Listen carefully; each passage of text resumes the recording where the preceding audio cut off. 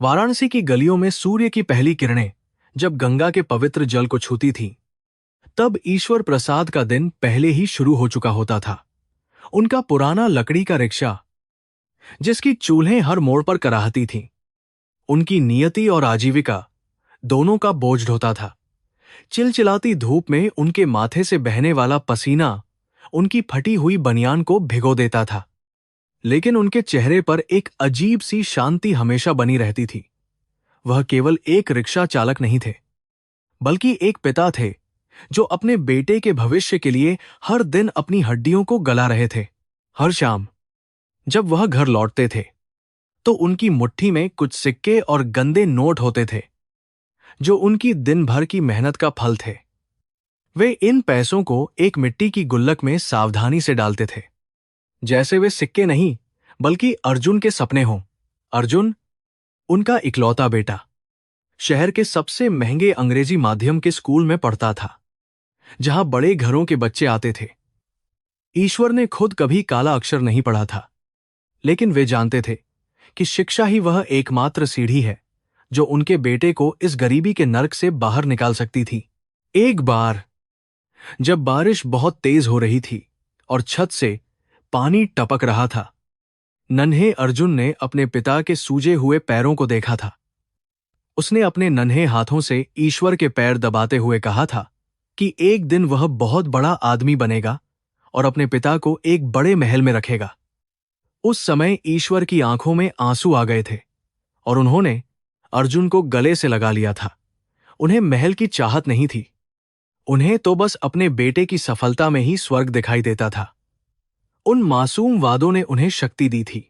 गांव के कुछ लोग अक्सर ईश्वर का मजाक उड़ाते थे कि एक मामूली रिक्शा वाला अपने बेटे को साहब बनाने के ख्वाब देख रहा है। वे कहते थे कि नीम के पेड़ पर कभी आम नहीं उगते, लेकिन ईश्वर उनकी बातों को अनसुना कर देते थे। उनके लिए अर्जुन एक बीज था, जिसे उन्होंने अपनी उम्मीदों के खून से सींचा था। वे अक्सर रात को भूखे सो जाते थे ताकि अर्जुन की स्कूल की फीस समय पर जमा हो सके और उसे कभी भी अन्य अमीर बच्चों के सामने शर्मिंदा न होना पड़े। उनका स्वाभिमान उनके बेटे में सुरक्षित था। अर्जुन की मां के जाने के बाद ईश्वर ने कभी दूसरी शादी के बारे में नहीं सोचा, क्योंकि उन्हें डर था कि सौतेली मां उनके बेटे को वह प्यार नहीं दे पाएगी। उन्होंने खुद ही मां और बाप दोनों का फर्ज निभाया। रसोई के धुएं में आंखें जलाईं और फटे हुए कपड़ों पर पैबंद लगाए। उनकी जिंदगी का हर पल केवल अर्जुन के इर्द गिर्द घूमता था, जैसे मंदिर की परिक्रमा हो। वह हर सुबह गंगा जी से बस यही प्रार्थना करते थे कि उनके बेटे के रास्ते में कभी कोई कांटा न आए। ईश्वर की भक्ति ही उनकी ताकत थी। जब अर्जुन को उच्च शिक्षा के लिए बोर्डिंग स्कूल भेजने का समय आया, तो ईश्वर के पास पर्याप्त पैसे नहीं थे, इसलिए उन्होंने अपनी जमीन का टुकड़ा भी बेच दिया। वह जमीन उनके पूर्वजों की आखिरी निशानी थी, लेकिन अर्जुन की पढ़ाई के सामने उसका कोई महत्व नहीं था। स्टेशन पर विदाई के समय अर्जुन रो रहा था, लेकिन ईश्वर ने अपनी आंखों में आंसू नहीं आने दिए। उन्होंने कांपते हाथों से अर्जुन के सिर पर हाथ रखा और उसे मेहनत करने का आशीर्वाद दिया। उस दिन से ईश्वर का घर और भी सूना हो गया था। वक्त बीतता गया और ईश्वर के बाल सफेद होने लगे। उनकी कमर झुक गई और रिक्शा खींचना अब पहले जैसा आसान नहीं रहा था।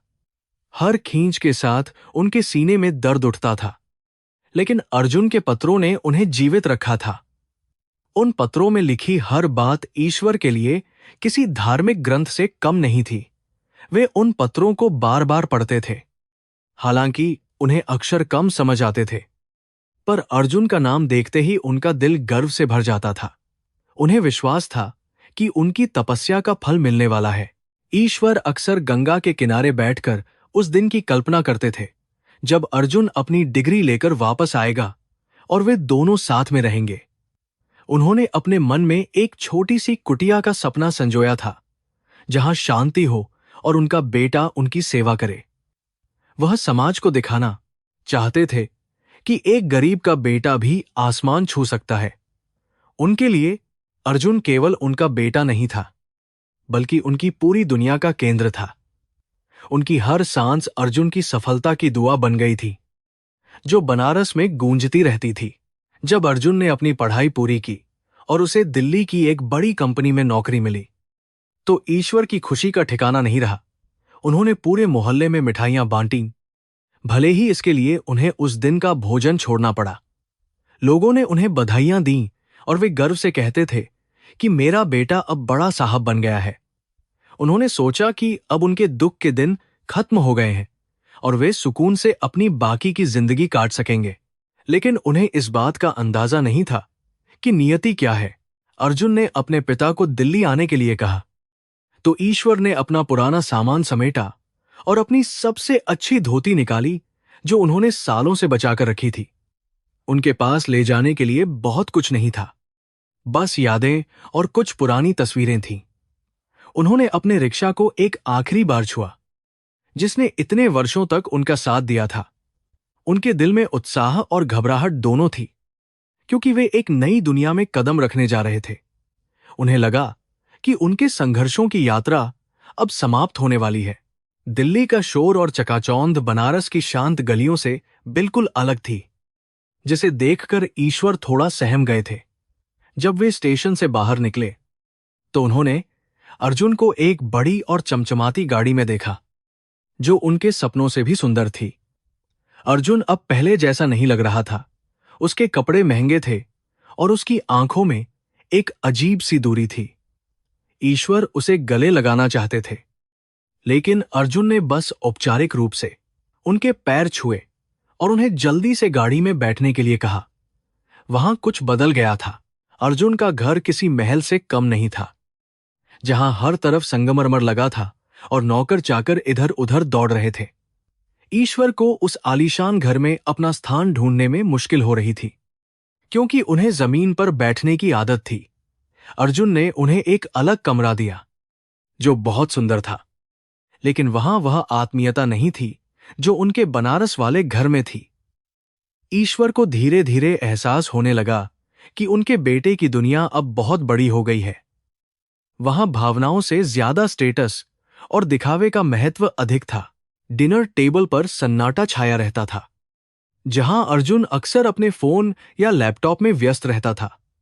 ईश्वर कुछ कहना चाहते थे, अपनी पुरानी बातें साझा करना चाहते थे, लेकिन अर्जुन के पास सुनने का समय नहीं था।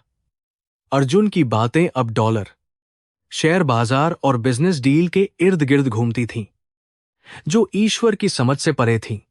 उन्हें लगा कि वे एक ही घर में रहकर भी एक दूसरे से मीलों दूर चले गए हैं। वह पिता, जिसने बेटे को बोलना सिखाया था, अब उसी के सामने मौन रहने को मजबूर था। एक दिन अर्जुन के घर पर एक बड़ी पार्टी थी, जहां शहर के बड़े बड़े लोग और विदेशी मेहमान आए हुए थे। अर्जुन ने ईश्वर को अपने कमरे में रहने की सलाह दी थी, ताकि मेहमानों के सामने कोई असहज स्थिति पैदा न हो। लेकिन ईश्वर अपनी सादगी में बाहर निकल आए और एक मेहमान से अपनी देसी भाषा में बात करने की कोशिश की। अर्जुन ने जब यह देखा, तो उसके चेहरे पर गुस्से और शर्म की लहर दौड़ गई। उसने ईश्वर को सबके सामने डांट दिया और वापस कमरे में भेज दिया। वह अपमान गहरा था। उस रात ईश्वर सो नहीं सके। उन्हें अपनी फटी हुई बनियान और वह पुराना रिक्शा याद आ रहा था, जिसने उन्हें कभी शर्मिंदा नहीं किया था। उन्हें समझ आ गया कि अर्जुन को उनकी जरूरत नहीं थी, बल्कि उनकी मौजूदगी उसके नए रसूख के लिए एक खतरा बन गई थी। जिस बेटे को उन्होंने समाज में सिर उठाकर जीना सिखाया, वही बेटा आज उनके कारण अपना सिर नीचा महसूस कर रहा था। महल की दीवारों ने उन्हें कैद कर लिया था और वे खुद को एक अजनबी की तरह महसूस करने लगे थे। अर्जुन की पत्नी अंजलि एक धनी परिवार से थी और उसके संस्कार आधुनिक थे, लेकिन वह ईश्वर के प्रति दयालु थी। उसने कोशिश की कि ईश्वर घर में सहज महसूस करे, लेकिन अर्जुन का व्यवहार उसे भी खामोश रहने पर मजबूर कर देता था। अंजलि देखती थी कि कैसे एक पिता अपने ही घर में एक अवांछित वस्तु की तरह कोठरी में पड़ा रहता है। उसने कई बार अर्जुन को समझाने की कोशिश की, पर अर्जुन का तर्क था कि समाज में रहने के लिए आधुनिक नियमों का पालन करना बहुत जरूरी होता है। कुछ हफ्तों बाद अर्जुन ने अपने पिता से कहा कि उन्हें बनारस वापस चले जाना चाहिए, क्योंकि यहाँ का वातावरण उनके स्वास्थ्य के लिए ठीक नहीं है। ईश्वर जानते थे कि यह केवल एक बहाना है। असलियत तो यह थी कि अर्जुन उन्हें अपनी जिंदगी से पूरी तरह हटाना चाहता था। ईश्वर ने बिना किसी विरोध के अपनी पोटली बांधी और चलने के लिए तैयार हो गए। उनकी आंखों में अब कोई उम्मीद नहीं थी, बस एक गहरी उदासी और खालीपन था। उन्होंने अर्जुन को एक बार फिर जी भरकर देखा। जब अर्जुन उन्हें स्टेशन छोड़ने आया तो उसने उन्हें कुछ पैसे देने की कोशिश की, लेकिन ईश्वर ने उन्हें लेने से मना कर दिया। उन्होंने कहा कि जिस पिता ने बेटे को पालने के लिए खुद को बेच दिया, उसे अब पैसों की क्या जरूरत है। स्टेशन की भीड़ में खड़े होकर ईश्वर ने महसूस किया कि वे अब पूरी तरह से अकेले हो गए हैं। उनके पास न घर था, न बेटा और न ही वह जमीन जो उन्होंने बेची थी। वे बस एक नाम रह गए थे, जो वक्त में खोने वाला था। ट्रेन में बैठते समय ईश्वर ने तय किया कि वे अब बनारस नहीं जाएंगे, क्योंकि वहां के लोग उनकी इस हार को देख नहीं पाएंगे। उन्होंने खुद को गुमनामी के अंधेरे में धकेलने का फैसला किया और दिल्ली के किसी कोने में खो जाने का मन बना लिया। उनके लिए अब जीवन का कोई उद्देश्य नहीं बचा था, सिवाय इसके कि वे अपने कर्मों का फल भुगतें। उन्हें लगा कि शायद उनकी ममता में ही कोई कमी रही होगी, जिसने अर्जुन को एक पत्थर दिल इंसान बना दिया। वह पल भयानक था। ईश्वर प्रसाद ने महसूस किया कि जीवन का चक्र बहुत विचित्र है। जो कल तक दाता था, आज वह याचक बन गया है। उन्होंने अपनी पूरी ऊर्जा एक ऐसे भविष्य के निर्माण में लगा दी थी जिसकी नींव में ही खोखलापन था। कर्म का सिद्धांत उन्हें यह समझा रहा था कि अत्यधिक मोह हमेशा दुख का कारण बनता है। उन्होंने स्टेशन की फर्श पर अपनी चादर बिछाई और ईश्वर के नाम का जाप करना शुरू कर दिया। उनके चारों ओर दुनिया चलती रही, बेखबर कि एक पिता की दुनिया पूरी तरह उजड़ चुकी थी। स्टेशन पर बिताई पहली रात ने उन्हें सिखाया कि भूख और ठंड का कोई धर्म नहीं होता और न ही कोई रिश्ता होता है। उन्होंने अपनी पहचान छुपा ली और एक साधारण वृद्ध की तरह रहने लगे, जो स्टेशन के एक कोने में चुपचाप बैठा रहता था। उनके कपड़े अब और भी गंदे और फटे हुए हो गए थे, लेकिन उनका मन धीरे धीरे शांत हो रहा था। उन्होंने तय किया कि वे कभी अर्जुन के सामने नहीं जाएंगे, लेकिन उसे दूर से देखते रहेंगे। वह स्टेशन ही अब उनका असली घर बन गया। इस तरह एक स्वाभिमानी पिता ने अपने ही बेटे के शहर में एक गुमनाम भिखारी का जीवन स्वीकार कर लिया, ताकि उसका बेटा चैन से रह सके। उनकी यह खामोश कुर्बानी दिल्ली की शोर शराबे वाली गलियों में कहीं दब गई थी, लेकिन ऊपर वाला सब देख रहा था। बनारस का वह पुराना रिक्शा चालक अब न्यू दिल्ली स्टेशन की सीढ़ियों पर बैठा एक रहस्य बन गया था। उसकी आंखों में अभी भी वही चमक थी जो कभी अर्जुन के स्कूल जाते समय होती थी। सफर अभी भी बाकी था। वाराणसी की उन संकरी गलियों में अब एक अजीब सा सन्नाटा पसरने लगा था। जहां कभी अर्जुन की खिलखिलाहट गूंजती रहती थी, ईश्वर प्रसाद हर सुबह 4 बजे उठकर गंगा के शीतल जल में स्नान करते और सूर्य देव को अर्घ्य देते हुए बस यही प्रार्थना करते कि उनका बेटा दिल्ली की भीड़ में सुरक्षित रहे। उनके हाथ अब मेहनत के बोझ से कांपने लगे थे और पुराने रिक्शा की गद्दी भी पूरी तरह फट चुकी थी, लेकिन उनके हौसले में कोई कमी नहीं आई थी। उन्हें पक्का यकीन था कि अर्जुन एक दिन बहुत बड़ा नाम कमाएगा और उनकी तपस्या सफल होगी। डाकिये का इंतजार ईश्वर के लिए अब किसी पवित्र इबादत से कम नहीं रह गया था। जब भी खाकी वर्दी वाला डाकिया दूर गली के मोड़ से आता दिखाई देता, ईश्वर के दिल की धड़कनें किसी नगाड़े की तरह तेज हो जाती थीं। शुरुआत के कुछ महीने में 2 बार पत्र आ जाते थे, जिनमें अर्जुन अपनी नई पढ़ाई और बड़े शहर के अनुभवों के बारे में विस्तार से लिखता था। उन चंद लाइनों को पढ़ने के लिए ईश्वर मंदिर के पंडित जी के पास जाते और हर शब्द को किसी दैवीय मंत्र की तरह बहुत ध्यान से सुनते थे। समय के चक्र के साथ पत्रों का अंतराल धीरे धीरे बढ़ने लगा, जिससे ईश्वर के मन में थोड़ी चिंता और घबराहट घर करने लगी थी। पहले 15 दिन, फिर पूरा महीना और अब कभी कभी 3-3 महीने बीत जाते पर दिल्ली की उस अनजानी दुनिया से कोई खबर नहीं आती थी। मोहल्ले के लोग जब भी पूछते कि लाला, तुम्हारे बेटे का क्या समाचार है, तो ईश्वर एक फीकी मुस्कान के साथ झूठ बोल देते कि वह बहुत व्यस्त है। वे खुद को समझाते थे कि बड़े शहरों में समय की बहुत कमी होती है और अर्जुन सफल हो रहा है। एक दिन बनारस में मूसलाधार बारिश हुई और ईश्वर की जर्जर झोपड़ी की पुरानी छत जगह जगह से टपकने लगी, जिससे उनकी पुरानी यादें भी भीग गईं। उसी रात उन्हें बहुत तेज बुखार आया और शरीर में इतनी ताकत नहीं बची कि वे अगले दिन अपना रिक्शा निकाल सके। उनके पड़ोसी ने सलाह दी कि अर्जुन को एक तार भेजकर बुला लो, लेकिन ईश्वर ने तुरंत मना कर दिया। उन्होंने सोचा कि बेकार में बच्चे को परेशान करने से क्या फायदा, वह वहां अपने भविष्य के निर्माण में कड़ी मेहनत कर रहा होगा। बीमारी की वजह से ईश्वर का काम छूट गया और उनकी जमा पूंजी धीरे धीरे खत्म होने लगी, जिससे घर में खाने के भी लाले पड़ गए। उन्होंने अपने पुराने पीतल के बर्तन और पत्नी की आखिरी निशानी, एक छोटी सी सोने की लौंग, सुनार के पास गिरवी रख दी। उन्हें अपनी भूख की चिंता नहीं थी, बल्कि वे इस बात से डरे हुए थे कि अगर अर्जुन को पैसों की जरूरत पड़ी तो वे क्या करेंगे। पिता का हृदय हमेशा अपने दुखों को नजरअंदाज कर बच्चों की सुख सुविधाओं के बारे में ही सोचता रहता है। वाराणसी के मुख्य डाकघर के चक्कर काटना अब ईश्वर की रोज की दिनचर्या बन गई थी, जहां वे घंटों काउंटर के पास बैठे रहते थे।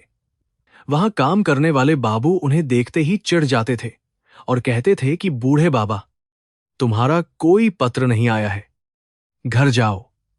ईश्वर बिना कुछ कहे अपना सिर झुका लेते और भारी कदमों से वापस अपनी सूनी झोपड़ी की ओर चल देते थे। उनकी आंखों में आंसू तो होते थे, पर वे उन्हें कभी गिरने नहीं देते थे, क्योंकि उन्हें अर्जुन पर अब भी अटूट विश्वास था। एक रात जब भूख और बीमारी ने उन्हें बहुत कमजोर कर दिया था, ईश्वर ने अपनी पत्नी की पुरानी तस्वीर के सामने बैठकर खूब बातें की। उन्होंने तस्वीर से कहा कि देखो, हमारा अर्जुन अब शहर का सबसे बड़ा अफसर बन गया होगा। शायद इसीलिए उसे पत्र लिखने का समय नहीं मिल पा रहा है। उन्होंने अपनी कल्पना में अर्जुन को एक आलीशान दफ्तर में बैठे हुए देखा, जहां लोग उसके सम्मान में खड़े होते थे। उस झूठी कल्पना ने उन्हें उस रात चैन की नींद सोने के लिए थोड़ी बहुत हिम्मत दे दी थी। गांव का एक युवक जो हाल ही में दिल्ली से मजदूरी करके लौटा था, उसने ईश्वर को बताया कि उसने अर्जुन को एक बहुत बड़ी कार में देखा था। उसने कहा कि अर्जुन के पास अब बड़े लोग बैठते हैं और उसने उसे पहचानने से साफ इनकार कर दिया जब उसने उसे आवाज दी थी। ईश्वर ने उस युवक को डांटते हुए कहा कि तुम झूठ बोल रहे हो, मेरा बेटा ऐसा कभी नहीं कर सकता। लेकिन उस रात ईश्वर का दिल अंदर से पूरी तरह टूट गया था। हालांकि उन्होंने किसी को कुछ भी नहीं बताया। ईश्वर की हालत अब इतनी खराब हो गई थी कि वे ठीक से चल भी नहीं पा रहे थे। फिर भी वे हर रोज रिक्शा स्टैंड पर जाते थे।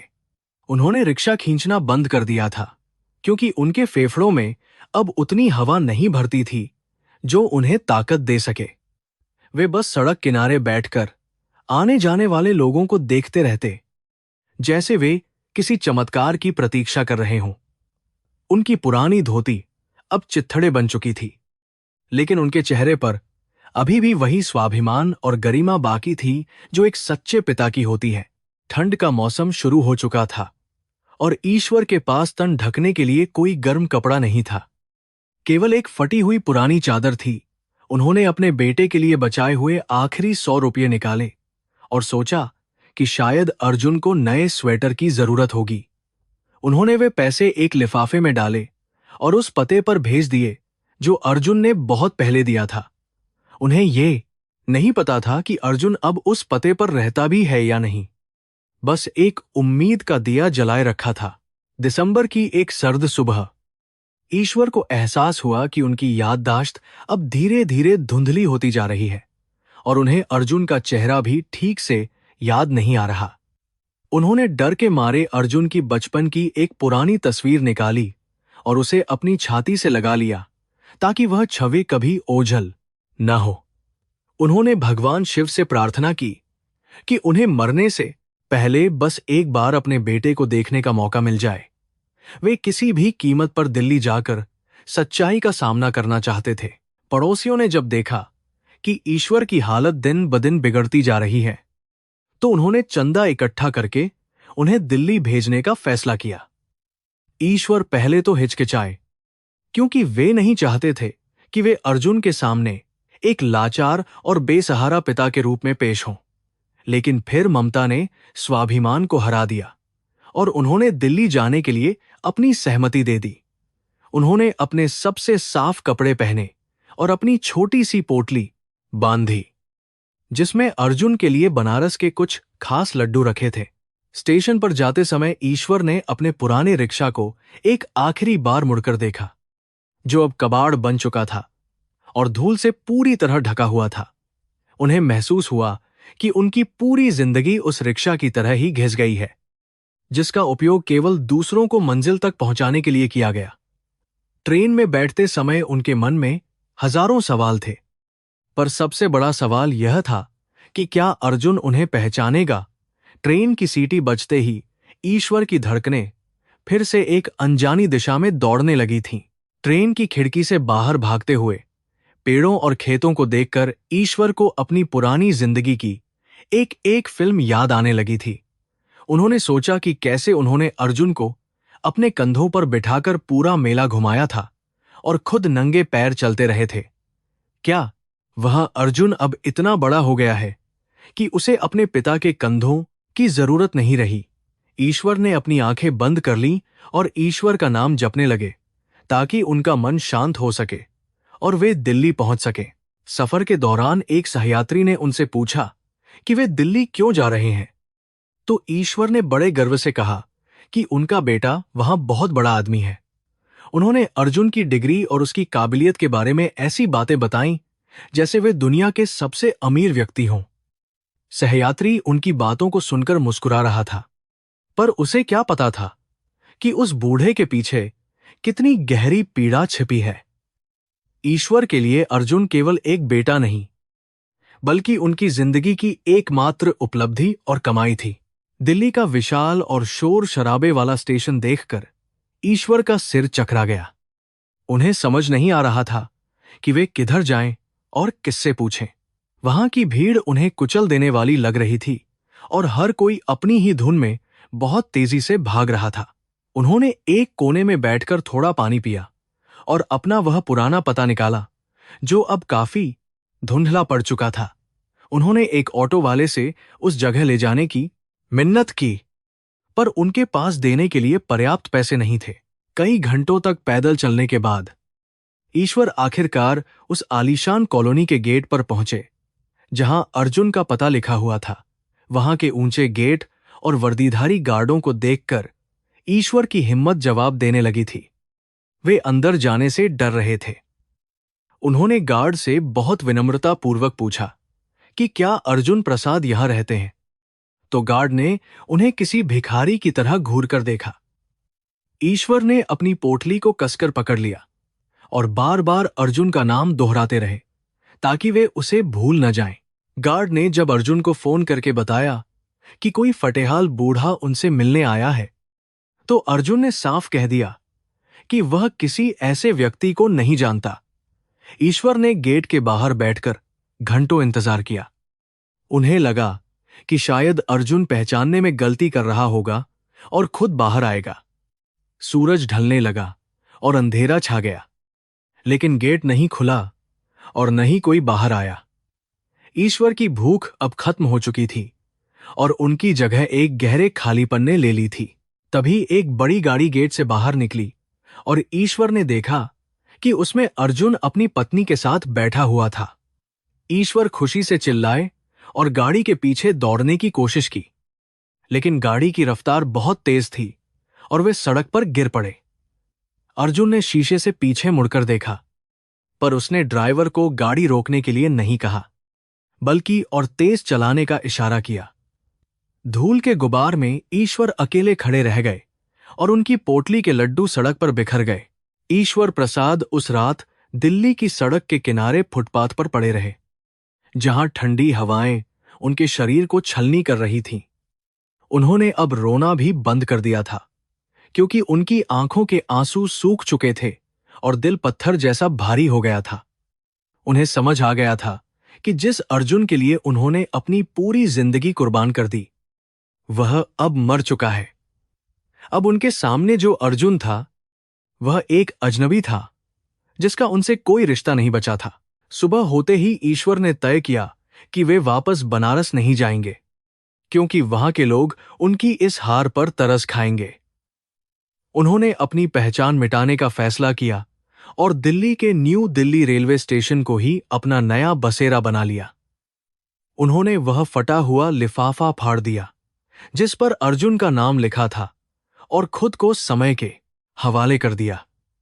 वे अब एक गुमनाम साया बन गए थे, जो स्टेशन के खंभों के बीच कहीं खो गया था। स्टेशन पर बिताया गया हर दिन ईश्वर के लिए एक नई परीक्षा की तरह था, जहां उन्हें भूख और अपमान का घूंट पीना पड़ता था। उन्होंने कभी किसी से भीख नहीं मांगी, लेकिन लोग उनकी हालत देखकर खुद ही कुछ सिक्के उनके पास छोड़ जाते थे। वे उन सिक्कों को इकट्ठा करते और स्टेशन के पास वाले मंदिर के बाहर बैठे गरीब बच्चों को खाना खिला देते थे। उनका अपना बेटा भले ही उन्हें भूल गया था, पर वे दूसरों के बच्चों में अपना सुकून ढूंढने की कोशिश करते थे। दिल्ली की वह आलीशान कोठी किसी स्वर्ग के टुकड़े जैसी लग रही थी, जिसके विशाल द्वार पर सोने की नक्काशी की गई थी। ईश्वर प्रसाद वहां फटी हुई धोती और धूल से सने पैरों के साथ खड़े थे, जो उस वैभवपूर्ण वातावरण में बिल्कुल मेल नहीं खा रहे थे। उनके हाथ में बनारस के लजीज लड्डुओं की एक छोटी सी पोटली थी, जिसे उन्होंने अपनी आखिरी जमा पूंजी से खरीदा था। गार्ड ने उन्हें हिकारत भरी नजरों से देखा और दूर हटने का इशारा किया, जैसे वे कोई गंदगी हों जो उस साफ सुथरी सड़क को दूषित कर रहे थे। जब अर्जुन की गाड़ी गेट के अंदर से बाहर निकली, तो ईश्वर का दिल जोर से धड़कने लगा और उनकी आंखों में उम्मीद की एक नई चमक आ गई। गाड़ी में अर्जुन के साथ कुछ सूट बूट पहने हुए विदेशी व्यापारी भी बैठे थे, जो किसी बड़ी डील के बारे में चर्चा कर रहे थे। ईश्वर ने कांपते हुए स्वर में बेटा कहकर पुकारा, जिसकी गूंज उस शांत माहौल में पत्थर की तरह टकराई। अर्जुन ने पल भर के लिए शीशा नीचे किया और अपने पिता की फटी हुई हालत को देखा, लेकिन उसके चेहरे पर ममता की जगह शर्म का भाव था। अर्जुन ने अपनी गाड़ी से बाहर निकलते हुए उन विदेशी मेहमानों की ओर देखा, जो बड़ी उत्सुकता से इस भिखारी को देख रहे थे। उसकी प्रतिष्ठा दांव पर लगी थी और वह नहीं चाहता था कि किसी को पता चले कि उसका पिता एक मामूली रिक्शा चालक है। उसने बहुत ही निर्दयी स्वर में गार्ड से कहा कि इस पागल बूढ़े को यहां से तुरंत हटाओ, मैं इसे नहीं जानता। ईश्वर के कानों में वे शब्द किसी जहरीले तीर की तरह चुभे, जिसने उनके वर्षों के प्यार और तपस्या को एक पल में राख कर दिया। गार्डों ने ईश्वर को बाहों से पकड़कर घसीटना शुरू किया, जबकि वे बेबस होकर अर्जुन का नाम पुकारते रहे और उनके हाथ से वह पोटली सड़क पर गिर गई। वह पोटली खुल गई और बनारस की गलियों की वह मिठास दिल्ली की गंदी नाली के किनारे धूल में मिल गई, ठीक वैसे ही जैसे ईश्वर के सपने। अर्जुन ने एक बार भी पीछे मुड़कर नहीं देखा और अपने मेहमानों के साथ ठहाके लगाते हुए अंदर चला गया। समाज के दिखावे और रसूख की चमक ने एक बेटे की आंखों पर ऐसा पर्दा डाल दिया था कि उसे पिता का चेहरा धुंधला दिखने लगा। सड़क के किनारे गिरकर ईश्वर देर तक वहीं पड़े रहे और राहगीरों के पैरों की धूल उनके चेहरे पर जमती रही, पर उन्हें कोई दर्द महसूस नहीं हुआ। उनके अंदर कुछ ऐसा टूट गया था जिसकी मरम्मत दुनिया की कोई भी चीज नहीं कर सकती थी, क्योंकि यह अपमान किसी अजनबी ने नहीं, बल्कि उनके अपने अंश ने किया था। उन्होंने उन सिक्कों को देखा जो लोगों ने दया समझकर उनके पास फेंक दिए थे, पर उन्होंने उन्हें छुआ तक नहीं। उनके लिए भूख से बड़ा वह घाव था जो उनकी आत्मा पर अर्जुन के उन झूठों ने गहरा कर दिया था। आसमान में काले बादल घिर आए थे और धीरे धीरे बारिश होने लगी, जैसे प्रकृति भी उस बूढ़े पिता के दुख में शामिल होकर आंसू बहा रही हो। ईश्वर ने अपने भीगे हुए कपड़ों को समेटा और भारी मन से वहां से उठकर चलने लगे, पर उन्हें यह नहीं पता था कि उन्हें जाना कहाँ है। उन्होंने सोचा कि क्या यह वही अर्जुन है जिसे उन्होंने अपने खून पसीने से सींचकर बड़ा किया था और जिसके लिए उन्होंने खुद कभी नए कपड़े नहीं खरीदे। हर कदम पर उन्हें बनारस की वह गलियां याद आ रही थीं जहां वे राजा की तरह जिया करते थे। दिल्ली की उस अंधेरी रात में ईश्वर किसी लावारिस साये की तरह भटकते रहे, जहां ऊंची इमारतों की रोशनी उनके अंधेरे को और भी गहरा बना रही थी। उन्होंने महसूस किया कि इस शहर में पत्थरों के घर तो बहुत हैं, लेकिन इंसानों के दिलों में शायद पत्थर भर गए हैं। उनके मन में एक पल के लिए भी अर्जुन के प्रति नफरत पैदा नहीं हुई, बल्कि उन्हें अपनी परवरिश पर ही शक होने लगा था। वे सोचते रहे कि शायद उन्होंने ही अर्जुन को सफल बनाने के चक्कर में उसे इंसान बनाना सिखाना ही भूल गए थे। यह दुख था।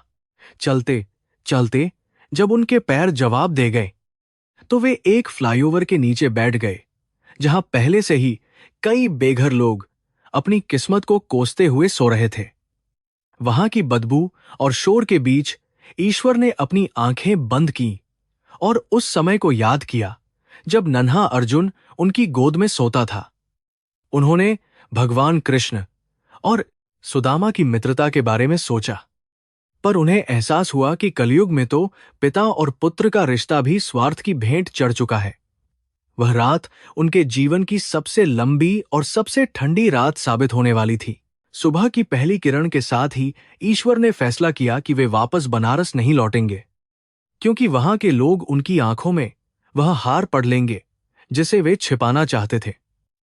उन्होंने तय किया कि वे यहीं दिल्ली में ही रहेंगे, भले ही एक गुमनाम भिखारी बनकर रहना पड़े, ताकि वे कभी कभार दूर से अपने बेटे को देख सके। उनके लिए अर्जुन अब एक सपना बन चुका था, जिसे उन्होंने खुली आंखों से देखा था और जो अब पूरी तरह से टूटकर बिखर चुका था। वे अपनी नियति को स्वीकार कर चुके थे और खामोश हो गए थे। ईश्वर ने अपनी फटी हुई पोटली से वह आखिरी तस्वीर निकाली जो अर्जुन के बचपन की थी और उसे एक सुरक्षित जगह पर अपनी बनियान के अंदर छुपा लिया। उन्होंने अपनी पहचान और अपने अतीत को वहीं दफन कर दिया और एक ऐसे सफर पर निकल पड़े जहां न कोई मंजिल थी और न कोई अपना। स्टेशन की ओर बढ़ते हुए उन्होंने महसूस किया कि दुनिया कितनी बड़ी है और वे उसमें कितने तुच्छ हैं। जैसे समुद्र में रेत का एक मामूली कण अब उनके पास खोने के लिए कुछ नहीं था, सिवाय उन यादों के जो अब बोझ बन गई थी। जब वे न्यू दिल्ली स्टेशन पहुंचे तो वहां के कोलाहल ने उन्हें एक अजीब सी सुरक्षा का एहसास कराया, जहां कोई किसी को नहीं जानता था और हर कोई अजनबी था। उन्होंने एक कोने में अपनी पुरानी चादर बिछाई और वहां बैठ गए, जहां से आने जाने वाली गाड़ियों का शोर सुनाई देता था। लोगों ने उन्हें एक साधारण भिखारी समझकर कुछ खाना दिया, जिसे उन्होंने बिना किसी विरोध के स्वीकार कर लिया, क्योंकि जीने की इच्छा अभी भी उनके अंदर शेष थी। कर्म का पहिया अब एक नए मोड़ पर खड़ा था, जहां एक दाता अब याचक बन चुका था। स्टेशन के उस कोने में बैठकर ईश्वर ने देखा कि कैसे लोग अपने अपनों को विदा करते हैं और कैसे गले मिलते हैं, जिससे उनका दर्द और भी बढ़ जाता था। उन्हें याद आया कि कैसे उन्होंने अर्जुन को बड़े चाव से विदा किया था, यह सोचकर कि वह एक दिन उनका नाम रोशन करेगा। आज उनका नाम तो क्या, उनका अस्तित्व ही मिट्टी में मिल चुका था और वे एक बेनाम लाश की तरह जीवित थे। उन्होंने अपनी किस्मत से कोई शिकायत नहीं की, बल्कि खामोशी को ही अपना सबसे बड़ा हथियार बना लिया और चुपचाप सब कुछ सहन करने लगे। अर्जुन के उस आलीशान बंगले के बाहर गिरे हुए लड्डू अब चींटियों का आहार बन चुके थे, जो इस बात का प्रतीक थे कि भावनाओं की मिठास भी समय के साथ खत्म हो जाती है। ईश्वर ने दूर क्षितिज पर ढलते हुए सूरज को देखा और सोचा कि शायद उनके जीवन का सूरज भी अब अस्त होने वाला है। उन्होंने अपने मन को शांत किया और राम नाम का जप करने लगे, जो उनके लिए अब एकमात्र सहारा बचा था। दिल्ली की इस निर्मम दुनिया में वे अब एक ऐसे मुसाफिर थे जिसकी कोई ट्रेन कभी नहीं आने वाली थी। कभी कभी रात के सन्नाटे में ईश्वर को अर्जुन की आवाज सुनाई देती थी, जैसे वह बचपन में उन्हें पुकारता था, लेकिन आंख खुलते ही केवल गाड़ियों का शोर मिलता था। वे अपनी फटी हुई हथेलियों को देखते और सोचते कि क्या इन्हीं हाथों ने उसे चलना सिखाया था जो आज दूसरों के सामने फैलने को मजबूर है। गरीबी इंसान को मारती नहीं है, बल्कि उसे धीरे धीरे अंदर से खोखला कर देती है, और यही ईश्वर के साथ भी हो रहा था। उन्होंने अपनी गरिमा को उन फुटपाथों पर कहीं छोड़ दिया था जहां अमीरों की गाड़ियां धूल उड़ाती थीं। अर्जुन के दिल में क्या चल रहा था, यह कोई नहीं जानता था, लेकिन उसने उस दिन के बाद से अपने घर के बाहर गार्डों की संख्या बढ़ा दी थी। उसे डर था कि कहीं वह बूढ़ा फिर से वापस न आ जाए और उसकी बनाई हुई झूठी दुनिया को सच की रोशनी में उजागर न कर दे। सफलता के शिखर पर बैठा वह बेटा असल में अंदर से कितना डरा हुआ और कमजोर था, यह केवल वही जानता था। उसने अपने पिता को एक बोझ समझकर फेंक तो दिया था, लेकिन उनकी यादें उसके सुकून को धीरे धीरे डसने लगी थीं। ईश्वर ने स्टेशन के पास वाले एक छोटे से मंदिर के बाहर बैठकर समय बिताना शुरू किया, जहां भक्त कभी कभार उन्हें कुछ पैसे या फल दे देते थे। वे उन पैसों का उपयोग खुद के लिए कम और वहां आने वाले गरीब बच्चों के लिए ज्यादा करते थे, जिन्हें वे अर्जुन के रूप में देखते थे। इस निस्वार्थ सेवा ने उनके मन के घावों पर मरहम का काम किया और उन्हें जीने का एक नया नजरिया दिया। उन्होंने समझ लिया था कि कर्म का फल केवल दुख नहीं होता, बल्कि वह दूसरों की सेवा में शांति ढूंढना भी सिखाता है। एक दिन ईश्वर ने अखबार के एक फटे हुए टुकड़े पर अर्जुन की फोटो देखी, जिसमें उसे साल का सबसे सफल युवा उद्यमी का पुरस्कार मिला था। उस फोटो को देखकर ईश्वर की आंखों में आंसू आ गए, पर वे दुख के नहीं, बल्कि एक पिता के गौरव के आंसू थे। उन्होंने उस कागज के टुकड़े को चूमा और उसे अपने दिल से लगा लिया, जैसे वह साक्षात अर्जुन ही हो। दुनिया के लिए वह एक क्रूर बेटा हो सकता था, पर ईश्वर के लिए वह अभी भी वही मासूम बच्चा था जो उनके कंधों पर बैठता था। समय बीतता गया और ईश्वर का शरीर और भी जर्जर हो गया। उनकी हड्डियां अब खाल के ऊपर से साफ दिखाई देने लगी थीं और चलने में कठिनाई होती थी। स्टेशन के कुली और छोटे दुकानदार अब उन्हें पहचानने लगे थे और उन्हें बाबा कहकर पुकारते थे, जो उनके लिए एक नया रिश्ता बन गया था। उन्होंने कभी अपनी कहानी किसी को नहीं सुनाई, क्योंकि वे नहीं चाहते थे कि उनके बेटे की बदनामी हो। उनका मौन ही उनकी सबसे बड़ी महानता थी, जो इस स्वार्थी दुनिया में एक दुर्लभ उदाहरण बनकर उभर रही थी। दिल्ली की कड़कती ठंड ने एक बार फिर दस्तक दी थी और ईश्वर के पास वही पुरानी फटी हुई चादर थी, जो अब हवा को रोकने में नाकाम थी। वे स्टेशन के वेटिंग रूम के बाहर एक कोने में सिकुड़कर बैठ जाते और रात भर कांपते रहते, पर उनकी जबान पर कभी कोई शिकायत नहीं आया। उन्होंने अपनी किस्मत को भगवान शिव का आशीर्वाद मानकर स्वीकार कर लिया था और वे अपनी मुक्ति की प्रतीक्षा कर रहे थे। उन्हें अब बस एक ही इच्छा थी कि एक बार अर्जुन को सामने से देख सकें, बस एक आखिरी बार। नियति ने अपना खेल कुछ इस तरह रचा था कि जिस स्टेशन पर ईश्वर ने अपनी हार स्वीकार की थी, वहीं उनकी जीत का मंच तैयार होने वाला था। कर्मों का हिसाब किताब कभी अधूरा नहीं रहता और कुदरत अपनी अदालत में सबको बराबर का मौका देती है, चाहे वह राजा हो या रंक।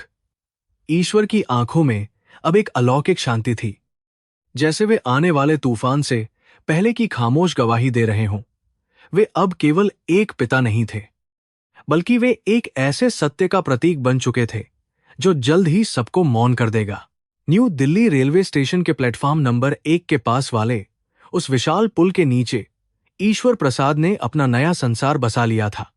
यहां की हवा में पसीने, लोहे और कोयले की एक अजीब सी गंध हमेशा घुली रहती थी, जो उन्हें अब अपनी सी लगने लगी थी। ट्रेन की पटरियों से आने वाली धड़धड़ाहट उनके दिल की धड़कन का हिस्सा बन गई थी। लोग उन्हें एक बेसहारा बुजुर्ग समझकर आगे बढ़ जाते थे, पर उन्हें किसी की दया की चाहत नहीं थी। वे तो बस उस भीड़ में एक चेहरा ढूंढते थे। ईश्वर की दिनचर्या अब सूरज की किरणों से नहीं, बल्कि शताब्दी और राजधानी एक्सप्रेस के आने जाने के समय से निर्धारित होती थी। वे जानते थे कि शहर के रईस लोग इन्हीं गाड़ियों से सफर करते हैं और शायद किसी दिन अर्जुन भी यहां से गुजरेगा। उन्होंने कभी भी किसी के सामने हाथ नहीं फैलाया, लेकिन अगर कोई यात्री उनके पास बचा हुआ खाना छोड़ जाता तो वे उसे प्रसाद समझकर ग्रहण कर लेते थे। उनके लिए भूख अब केवल एक शारीरिक प्रक्रिया थी, जिसका उनकी आत्मा के संतोष से कोई संबंध नहीं रह गया था। स्टेशन का वह कोना जहां वे बैठते थे, वहां से वीआईपी पार्किंग का साफ नजारा दिखता था, जहां बड़ी बड़ी गाड़ियां आकर रुकती थीं। जब भी कोई सफेद रंग की महंगी गाड़ी वहां रुकती, ईश्वर की सांसें थम जाती थीं और वे अपनी धुंधली आंखों को सिकोड़कर ड्राइवर की ओर देखते थे। उन्हें उम्मीद रहती थी कि शायद आज अर्जुन अपनी पत्नी के साथ किसी बिजनेस ट्रिप पर जा रहा होगा। वे उसे केवल दूर से एक बार जी भरकर देखना चाहते थे, ताकि उनके जीने का मकसद फिर से जीवित हो सके। समाज की नजरों में वे एक भिखारी बन चुके थे, लेकिन ईश्वर के मन में अभी भी वह पुराना स्वाभिमान जीवित था। वे स्टेशन के सार्वजनिक नल पर जाकर सुबह सुबह स्नान करते और अपनी फटी हुई धोती को बड़ी सावधानी से साफ करते थे। वे नहीं चाहते थे कि अगर कभी अर्जुन की नजर उन पर पड़े तो वह उन्हें गंदा देखकर और भी ज्यादा शर्मिंदा महसूस करे। पिता का हृदय अपमानित होने के बाद भी केवल अपने बच्चे की खुशी और उसकी सामाजिक प्रतिष्ठा के बारे में ही सोचता रहता था। कर्मा यानी कर्म का सिद्धांत ईश्वर के लिए अब एक रहस्यमयी पहेली जैसा बन गया था, जिसे वे हर रात तारों को देखते हुए सुलझाते थे। उन्होंने सोचा कि क्या उन्होंने पिछले जन्म में कोई ऐसा पाप किया था जिसकी सजा उन्हें इस बुढ़ापे में मिल रही है। लेकिन फिर उन्हें याद आता कि उन्होंने तो अपनी पूरी जिंदगी ईमानदारी और कड़ी मेहनत में बिता दी थी। शायद यह सजा नहीं, बल्कि ईश्वर द्वारा ली जाने वाली एक परीक्षा थी, जो उन्हें मोह माया के बंधनों से पूरी तरह से मुक्त करना चाहती थी।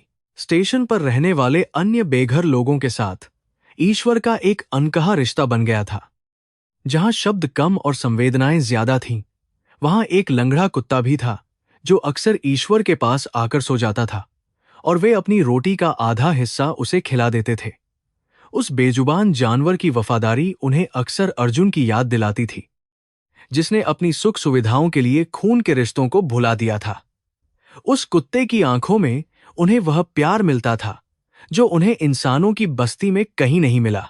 रात के समय जब स्टेशन की रोशनी मध्यम पड़ती थी, ईश्वर पुरानी यादों की पोटली खोलकर बैठ जाते थे और बनारस की गलियों में खो जाते थे।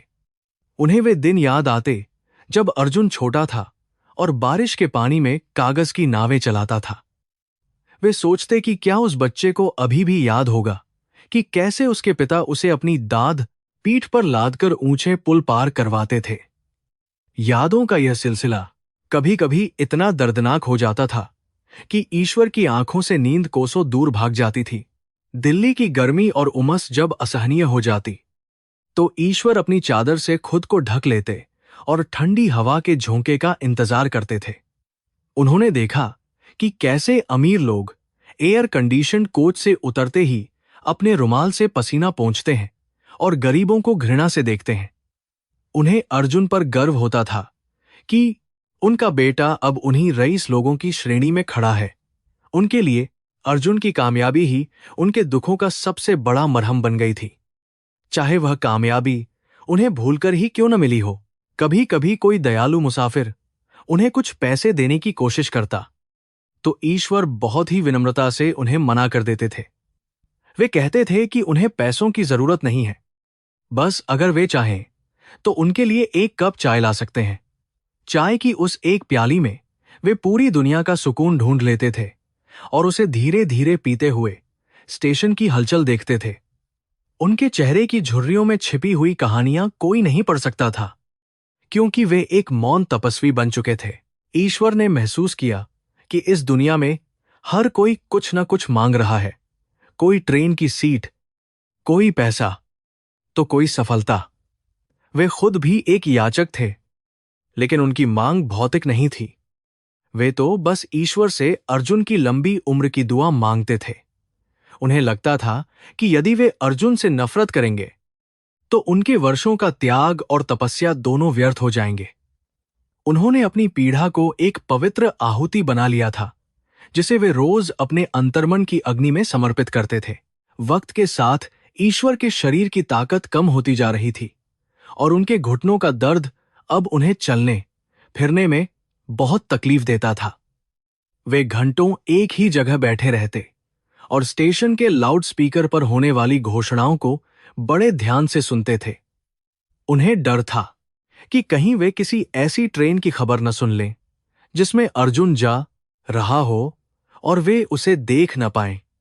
स्टेशन का वह कोलाहल उनके लिए एक संगीत बन गया था जो उन्हें जिंदगी से जोड़े रखता था। एक दिन एक छोटे बच्चे ने भागते हुए ईश्वर को टक्कर मार दी और उसके हाथ से एक खिलौना गिरकर टूट गया।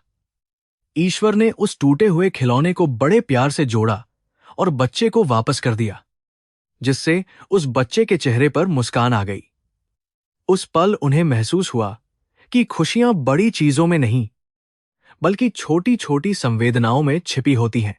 उन्होंने सोचा कि शायद अर्जुन भी अंदर से किसी टूटे हुए खिलौने जैसा ही होगा, जिसे सफलता ने केवल बाहर से चमका रखा है। स्टेशन के कुली अक्सर ईश्वर के पास आकर बैठते और अपनी घर गृहस्थी की परेशानियां साझा करते थे, जिससे ईश्वर को थोड़ा अपनापन महसूस होता था। वे उन कुलियों को सलाह देते थे कि अपने बच्चों को पढ़ाओ, लेकिन उन्हें कभी भी संस्कारों से दूर मत होने देना। उन्हें अपनी गलती का एहसास था कि उन्होंने अर्जुन को ऊंचाइयां तो दीं, लेकिन उसे जड़ों से जुड़े रहना नहीं सिखा पाए। वे अब एक अनुभवी मार्गदर्शक की तरह दूसरों को वह गलती न करने की चेतावनी देते रहते थे। अक्टूबर का महीना आ चुका था और त्योहारों की रौनक चारों ओर दिखने लगी थी, जिससे ईश्वर का मन थोड़ा विचलित होने लगा था। उन्हें याद आया कि कैसे वे बनारस में दिवाली पर अर्जुन के लिए नए कपड़े और पटाखे खरीदते थे, चाहे उसके लिए उन्हें कर्ज ही क्यों न लेना पड़े। अब उनके पास बस स्टेशन की वह कृत्रिम रोशनी थी। उन्होंने अपनी आंखें बंद कर लीं और मन ही मन भगवान गणेश की वंदना करने लगे। दिल्ली की व्यस्तता में किसी के पास यह सोचने का समय नहीं था कि एक बूढ़ा आदमी पुल के नीचे क्यों बैठा रहता है। लोग आते थे और चले जाते थे, जैसे वे किसी नाटक के पात्र हों और ईश्वर उस नाटक के एकमात्र दर्शक हों। उन्होंने देखा कि कैसे लोग अपने स्वार्थ के लिए लड़ते हैं और कैसे छोटी छोटी बातों पर अपना आपा खो देते हैं।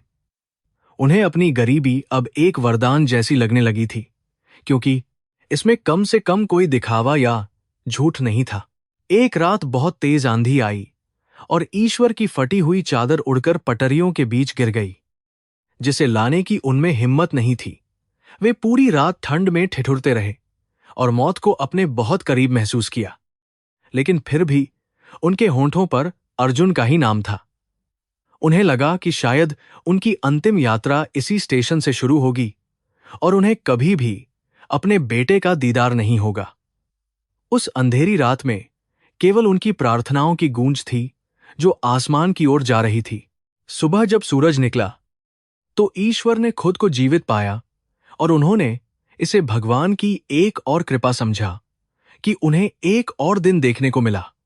उन्होंने फिर से उसी जगह अपना स्थान ग्रहण किया और अपनी धुंधली आंखों से भीड़ को छानना शुरू किया।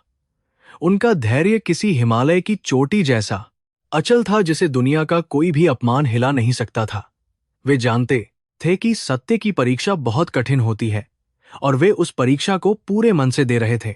स्टेशन के पास वाली मस्जिद से अज्जान की आवाज और मंदिर से शंख की ध्वनि सुनकर ईश्वर को शांति मिलती थी। उन्हें लगता था कि ईश्वर हर जगह मौजूद है और वह उनके इस अदृश्य संघर्ष को देख रहा है। उन्होंने खुद को पूरी तरह से नियति के हवाले कर दिया था और अब उन्हें न तो भविष्य की चिंता थी और न ही अतीत का पछतावा। वे बस वर्तमान के उस एक पल में जी रहे थे जहां वे अभी भी एक पिता थे। ईश्वर प्रसाद ने यह जान लिया था कि महानता केवल धन दौलत में नहीं होती, बल्कि सहने की शक्ति और माफ करने के गुण में होती है। उन्होंने अर्जुन को बहुत पहले ही माफ कर दिया था, क्योंकि वे जानते थे कि वह अहंकार के वश में होकर यह सब कर रहा है। उन्हें यकीन था कि एक दिन अर्जुन का अहंकार टूटेगा और उसे अपनी जड़ों की तलाश होगी। तब तक ईश्वर इसी स्टेशन पर एक स्तंभ की तरह खड़े रहकर उसका इंतजार करने का संकल्प ले चुके थे। जीवन का यह अध्याय उन्हें यह सिखा रहा था कि असली संपत्ति वह नहीं है जो हम बैंक में जमा करते हैं, बल्कि वह है जो हम लोगों के दिलों में छोड़ जाते हैं। ईश्वर के पास अब कुछ नहीं बचा था, लेकिन फिर भी वे अंदर से बहुत अमीर महसूस करते थे, क्योंकि उनके पास प्यार करने की असीमित क्षमता थी। उन्होंने अपनी आंखों को फिर से उस भीड़ की ओर मोड़ा। उम्मीद का वह दिया अभी भी उनके मन में टिमटिमा रहा था। अर्जुन की दुनिया अब कांच और कंक्रीट के गगनचुंबी जंगलों में सिमट गई थी, जहां भावनाएं ठंडी पड़ चुकी थीं और सफलता केवल बैंक बैलेंस से नापी जाती थी। उसके पास सब कुछ था, एक आलीशान पेंटहाउस, दुनिया की सबसे तेज गाड़ियां और समाज में एक प्रतिष्ठित नाम। लेकिन उसके दिल के किसी कोने में एक गहरी शांति के बजाय बेचैनी का साया मंडराता रहता था। वह रात के समय जब अपनी खिड़की से शहर की रोशनी को देखता, तो उसे वह सब कुछ बहुत छोटा और अर्थहीन लगने लगता था। उसकी ऊंचाइयों ने उसे अपनों से बहुत दूर कर दिया था।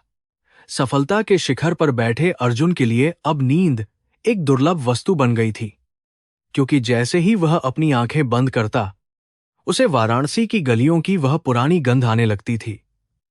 उसे सपनों में वही पुराना लकड़ी का रिक्शा दिखाई देता, जिसकी आवाज उसके आलीशान बेडरूम के सन्नाटे को चीर देती थी। वह अपने पिता के उन फटे हुए हाथों को देखता जो उसे पुकार रहे होते थे, और वह पसीने से तरबतर होकर उठ बैठता था। उस वैभवशाली बिस्तर पर भी उसे वह सुकून नहीं मिलता था जो कभी पिता की गोद में मिलता था। अंजलि ने महसूस किया था कि पिछले कुछ महीनों से अर्जुन के व्यवहार में एक अजीब सा चिड़चिड़ापन और अलगाव आ गया है। वह अक्सर देर रात तक शराब के गिलास के साथ अपनी बालकनी में खड़ा रहता और शून्य में ताकता रहता था। जब भी अंजलि उससे उसके परिवार या अतीत के बारे में पूछती, वह बात को टाल देता या गुस्से में चिल्लाने लगता था। अंजलि को यकीन था कि अर्जुन के अतीत में कोई ऐसा गहरा राज छिपा है जिसे वह दुनिया से नहीं, बल्कि खुद से भी छुपाना चाहता है। एक दिन अंजलि को स्टोर रूम की सफाई करते समय एक पुरानी, धूल से भरी फाइल मिली, जिसमें कुछ पुराने पत्र और एक धुंधली सी तस्वीर थी। उस तस्वीर में एक साधारण रिक्शा वाला एक छोटे बच्चे को अपने कंधों पर बिठाए हुए मुस्कुरा रहा था, जिसकी आंखें बिल्कुल अर्जुन जैसी थीं। अंजलि का दिल जोर से धड़कने लगा, क्योंकि उसे अब समझ आने लगा था कि वह पागल बूढ़ा जो गेट पर आया था, वह कोई अजनबी नहीं था। उसे अर्जुन की इस निर्दयता पर गहरा दुख हुआ और घृणा भी महसूस हुई। जब अर्जुन शाम को घर लौटा, तो अंजलि ने वह तस्वीर उसके सामने रख दी और सच्चाई जाननी चाहिए, जिससे अर्जुन का चेहरा एकदम सफेद पड़ गया। उसने अपनी पत्नी से नजरें मिलाने की हिम्मत नहीं की और गुस्से में उस तस्वीर को फाड़कर फेंक दिया, जैसे वह अपने अतीत को मिटा रहा हो। उसने चिल्लाकर कहा कि उस गरीबी और लाचारी से उसका अब कोई रिश्ता नहीं है और वह केवल अपनी वर्तमान पहचान में जीना चाहता है। अंजलि उस पल समझ गई कि उसका पति अंदर से कितना खोखला हो चुका है। अपनी प्रतिष्ठा को बचाने के लिए अर्जुन ने खुद को काम में इतना व्यस्त कर लिया कि उसके पास सोचने का भी समय न रहे। उसकी कंपनी अब रेलवे के एक बहुत बड़े प्रोजेक्ट पर काम कर रही थी, जिसका उद्घाटन न्यू दिल्ली स्टेशन पर होना था। उसे लग रहा था कि यह प्रोजेक्ट उसे सफलता की नई ऊंचाइयों पर ले जाएगा, पर उसे नहीं पता था कि नियति ने उसी स्टेशन पर उसके लिए क्या जाल बुना है। वह जितना भागने की कोशिश कर रहा था, उसका अतीत उतना ही उसके करीब आता जा रहा था। अर्जुन के मन में अक्सर वह दृश्य आता था जब उसने अपने पिता को गाड़ी के पीछे गिरते हुए देखा था, और वह आत्मग्लानि उसे अंदर ही अंदर डसती थी। उसने कई बार सोचा कि वह स्टेशन जाकर उन्हें ढूंढ ले, लेकिन उसका अहंकार और समाज का डर उसे हर बार रोक देता था। उसे डर था कि यदि लोगों को पता चल गया कि वह एक भिखारी का बेटा है, तो उसका साम्राज्य ताश के पत्तों की तरह ढह जाएगा। वह अपनी ही बनाई हुई झूठी दुनिया का कैदी बन गया था। अंजलि अब अर्जुन से दूर रहने लगी थी, क्योंकि उसे उस आलीशान घर की दीवारें अब काटती हुई महसूस होती थीं। उसने अपने स्तर पर उस बूढ़े पिता की तलाश शुरू कर दी, क्योंकि उसका संस्कार उसे यह सब चुपचाप देखने की अनुमति नहीं देता था। वह अक्सर अपनी गाड़ी से शहर के फुटपाथों और रैन बसेरों में जाकर किसी ऐसे चेहरे को ढूंढती थी जो उस तस्वीर से मेल खाता हो। लेकिन दिल्ली की इस विशाल भीड़ में एक गुमनाम इंसान को ढूंढना सुई खोजने जैसा कठिन काम था। व्यापार की दुनिया में अर्जुन को लौह पुरुष कहा जाने लगा था, क्योंकि वह अपने फैसलों में बहुत सख्त और भावनाओं से परे था। लेकिन घर के बंद दरवाजों के पीछे वह अक्सर फूट फूट कर रोता था। जब उसे अपनी मां की आखिरी बातें याद आती थीं, उसे याद आता था कि कैसे उसके पिता ने अपनी दवा के पैसे बचाकर उसके लिए बोर्डिंग स्कूल की फीस भरी थी। यह एहसान का बोझ उसे जीने नहीं दे रहा था। फिर भी वह माफी मांगने की हिम्मत नहीं जुटा पा रहा था। शहर की हर बड़ी पार्टी में अर्जुन और अंजलि को एक आदर्श जोड़ा माना जाता था, पर उनके बीच की दूरी अब मीलों लंबी हो गई थी। वे एक दूसरे से केवल औपचारिक बातें करते थे और उनकी मुस्कान के पीछे एक गहरा दर्द छिपा रहता था। अर्जुन को लगने लगा था कि पैसा और शोहरत इंसान को सुविधाएं तो दे सकते हैं, पर वे आत्मा की शांति कभी नहीं खरीद सकते। उसने सब कुछ हासिल कर लिया था, पर अंततः उसने खुद को ही खो दिया था। एक रात अर्जुन ने सपने में देखा कि वह खुद एक स्टेशन पर अकेला खड़ा है और कोई भी उसे पहचान नहीं रहा है। उसके पास बहुत सारा सोना है, लेकिन वह उस सोने से एक रोटी भी नहीं खरीद पा रहा है, क्योंकि वहां कोई इंसान नहीं है। उस डरावने सपने ने उसे यह एहसास कराया कि इंसान की असली कीमत उसके रिश्तों से होती है, उसके बैंक बैलेंस से नहीं। वह जागने के बाद घंटों तक कांपता रहा और उसे पहली बार अपनी गरीबी पर गर्व महसूस हुआ। रेलवे प्रोजेक्ट की तैयारियों के बीच अर्जुन को बार बार न्यू दिल्ली स्टेशन जाना पड़ता था, जहां का माहौल उसे बेचैन कर देता था। वह हर बार अपनी गाड़ी का शीशा बंद रखता था ताकि उसे बाहर की गरीबी और लाचारी न देखनी पड़े। उसे डर था कि कहीं भीड़ में से वही आवाज उसे फिर से न पुकार दे जो उसे उसके असली नाम से जानती थी।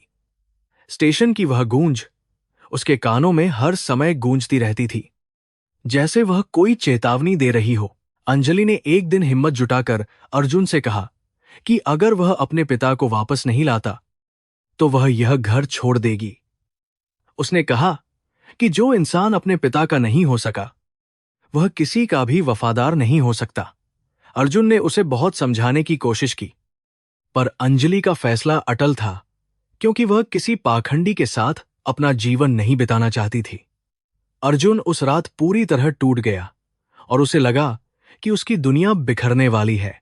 अगले कुछ दिनों तक अर्जुन एक साये की तरह अपने दफ्तर और घर के बीच घूमता रहा, जहां हर चीज उसे उसकी गद्दारी की याद दिलाती थी। उसने अपने सेक्रेटरी से गुप्त रूप से स्टेशन के आसपास के इलाकों में एक वृद्ध की तलाश करने को कहा, पर उसने अपनी पहचान छुपाए रखी।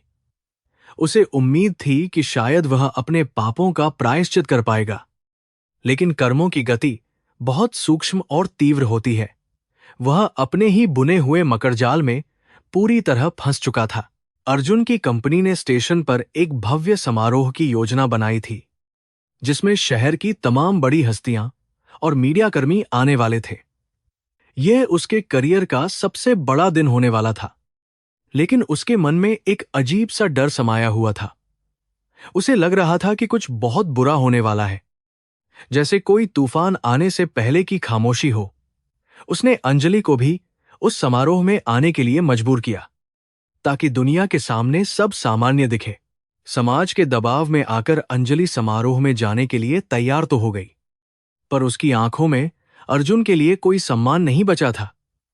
उसने तय किया था कि वह समारोह के बाद हमेशा के लिए इस दिखावे की जिंदगी को अलविदा कह देगी। अर्जुन को अपनी जीत में भी हार की गंध आ रही थी, क्योंकि उसने सब कुछ दांव पर लगा दिया था। स्टेशन की वह शाम केवल एक समारोह नहीं, बल्कि एक अंतिम न्याय का मंच बनने वाली थी। जैसे जैसे उद्घाटन की तारीख नजदीक आ रही थी, अर्जुन की मानसिक स्थिति और भी खराब होती जा रही थी। उसे हर वृद्ध व्यक्ति में अपने पिता का चेहरा नजर आने लगा था और वह डर के मारे अपनी आंखें मूंद लेता था। उसे लगने लगा था कि हवाएं भी उसे अपराधी कहकर चिढ़ा रही हैं और आसमान उसे अपनी ऊंचाइयों से नीचे गिराना चाहता है। अहंकार की वह ऊंची मीनार अब डगमगाने लगी थी, क्योंकि उसकी नींव में छल और विश्वासघात था। अर्जुन ने अपने कमरे में रखी हुई उन सभी महंगी चीजों को देखा जो उसने अपनी मेहनत से हासिल की थीं, पर वे उसे अब मिट्टी के समान लग रही थीं। उसे समझ आ गया कि सफलता का स्वाद तब तक कड़वा रहता है जब तक उसमें अपनों का आशीर्वाद शामिल न हो। वह अब उस पुराने रिक्शा चालक के चरणों में गिरकर माफी मांगना चाहता था, पर वह नहीं जानता था कि वह कहाँ है। समय हाथ से निकलता जा रहा था और पश्चाताप की आग तेज थी। शहर के अखबारों में अर्जुन की सफलता के बड़े बड़े विज्ञापन छप रहे थे, जिन्हें देखकर वह मुस्कुराने की कोशिश करता पर सफल नहीं हो पाता था। उसके कर्मचारियों को समझ नहीं आ रहा था कि इतना बड़ा अवसर होने के बावजूद उनका बॉस इतना उदास और डरा हुआ क्यों है। वे इसे काम का तनाव समझ रहे थे, पर यह तो आत्मा का तनाव था जो कभी खत्म नहीं होता। वह अब बस उस दिन का इंतजार कर रहा था जो सब कुछ बदल देने वाला था। इस तरह अर्जुन प्रसाद की आलीशान जिंदगी के पीछे एक ऐसा खोखलापन व्याप्त था जो किसी भी वैभव से नहीं भरा जा सकता था। वह आधुनिक समाज का एक ऐसा उत्पाद बन गया था जिसने भौतिक उन्नति के लिए अपनी नैतिकता की बलि दे दी थी। अब सारा दारोमदार उस समारोह पर था जहां सत्य अपनी पूरी शक्ति के साथ प्रकट होने के लिए तैयार खड़ा था। न्यू दिल्ली स्टेशन अब उस महान रहस्य के प्रकटीकरण की प्रतीक्षा कर रहा था।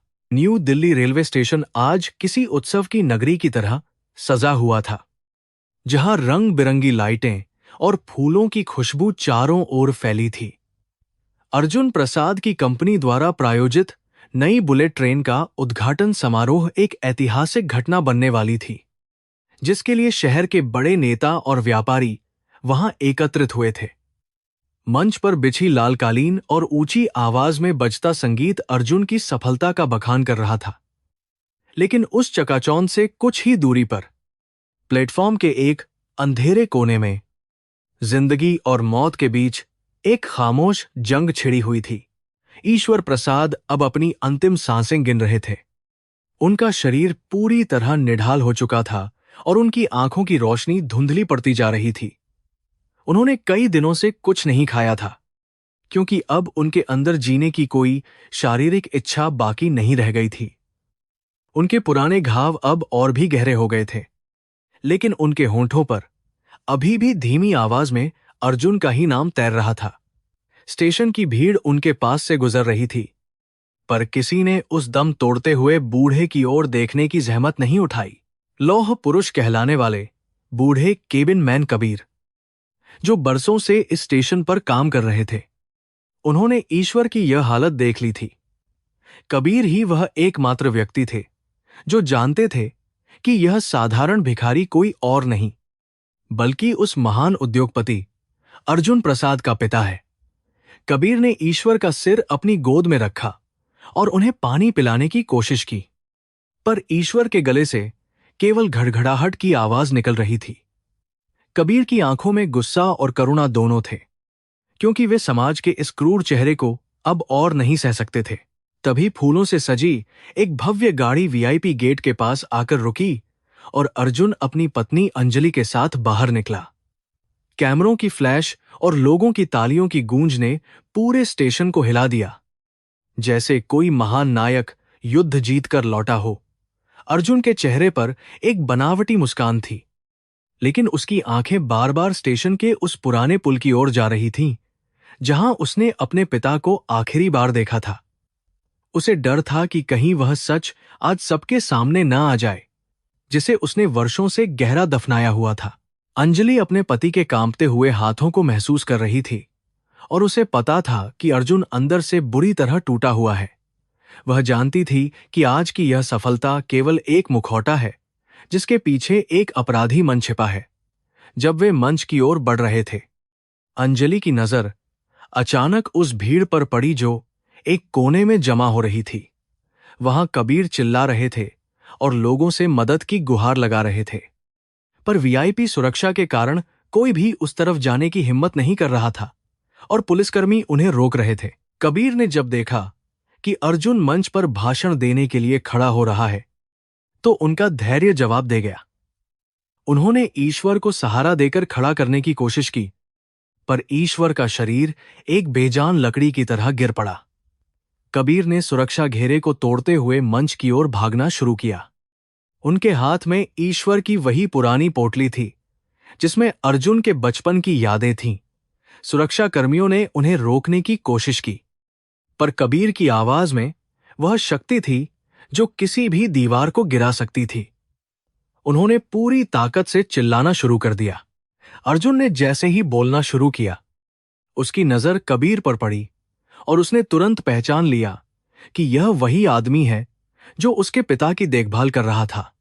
उसका गला सूख गया और शब्द उसके होंठों पर ही जम गए, जैसे उसे कोई भारी आघात लगा हो। पूरी सभा में सन्नाटा छा गया, क्योंकि लोगों को समझ नहीं आ रहा था कि एक मामूली कर्मचारी इस तरह मंच पर क्यों चिल्ला रहा है। अर्जुन के माथे पर पसीने की बूंदें चमकने लगीं और उसे लगा कि अब उसका अंत और सच दोनों ही बहुत करीब है। कबीर ने मंच के पास पहुंचकर ईश्वर की फटी हुई वह पुरानी बनियान और वह पोटली सबकी नजरों के सामने लहरा दी। उन्होंने जोर से चिल्लाकर कहा कि आज जिस ट्रेन का उद्घाटन हो रहा है, उसकी नींव में एक पिता का खून और पसीना मिला हुआ है। उन्होंने अर्जुन की ओर इशारा करते हुए कहा कि क्या तुम इस वैभव के बीच अपने उस पिता को भूल गए जिसने तुम्हें यहां तक पहुंचाने के लिए खुद को मिटा दिया। अंजलि ने जब यह सुना तो उसकी आंखों से आंसू बहने लगे और वह पूरी तरह से स्तंभित रह गई। मीडिया के कैमरे अब अर्जुन से हटकर उस बूढ़े कबीर और जमीन पर पड़े ईश्वर की ओर मुड़ गए थे, जो अब हिल भी नहीं रहे थे। वहां मौजूद प्रतिष्ठित लोग आपस में कानाफूसी करने लगे और अचानक पूरे स्टेशन पर एक भारी शांति छा गई। यह वह खामोशी थी जो किसी बड़े सच के सामने आने पर महसूस होती है, जहां शब्द अपनी शक्ति खो देते हैं। अर्जुन की सफलता का महल अब धीरे धीरे ढह रहा था और वह सबके सामने एक निर्दयी बेटे के रूप में नंगा खड़ा था। उसकी प्रतिष्ठा मिट्टी में मिल चुकी थी। ईश्वर प्रसाद ने अपनी आखिरी ताकत बटोरी और अपनी आंखें खोलकर एक बार अर्जुन की ओर देखा। उनकी उस नजर में न तो नफरत थी और न ही शिकायत। उनकी आंखों में केवल वही पुरानी ममता थी, जैसे वे कह रहे हों कि डरो मत बेटा, मैं ठीक हूं। अर्जुन ने जब अपने पिता की वह बेबस और निस्वार्थ नजर देखी तो उसका अहंकार चकनाचूर हो गया। वह मंच से नीचे गिरा और पागलों की तरह अपने पिता की ओर दौड़ने लगा, पर सुरक्षाकर्मियों ने उसे एक पल के लिए रोकने की कोशिश की।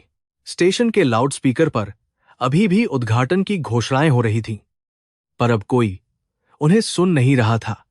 अर्जुन ने सुरक्षा घेरा तोड़ दिया और अपने पिता के पास पहुंचकर उनके चरणों में गिर पड़ा।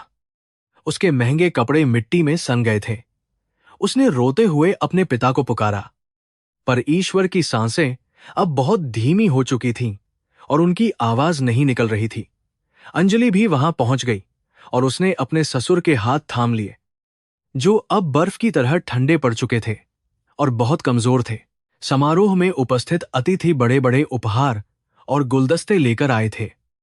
उनकी आंखों में अर्जुन के प्रति प्रशंसा और ईर्ष्या का मिश्रण था। वे सभी उस आधुनिक भारत की तस्वीर देख रहे थे जिसका नेतृत्व अर्जुन जैसा एक युवा उद्योगपति कर रहा था। प्रेस के फोटोग्राफर हर कोण से तस्वीरें ले रहे थे ताकि अगले दिन के मुख्य समाचारों में इसे प्रमुखता से छापा जा सके।